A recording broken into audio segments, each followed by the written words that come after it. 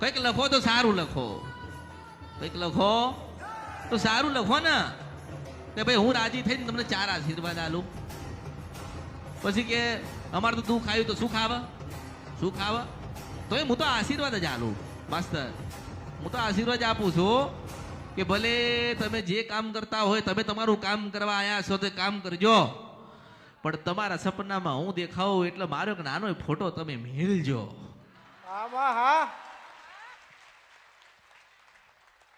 અને મારા તો મેં તો ઘણા પુરાવા આલ્યા જ છે ને. ડોશીના રૂપે મળીશું, એની માના સ્વરૂપે મળીશું, દીકરીના રૂપે મળીશું, પાવાગઢમાં મળીશું, શંખલપુરમાં મળીશું. કે મારા તમને આશીર્વાદ છે કે રાત્રે પશુ પ્રપાત રાજા વેળાની થવાની તૈયારી હોય તારે હું મેલડી આવીશ.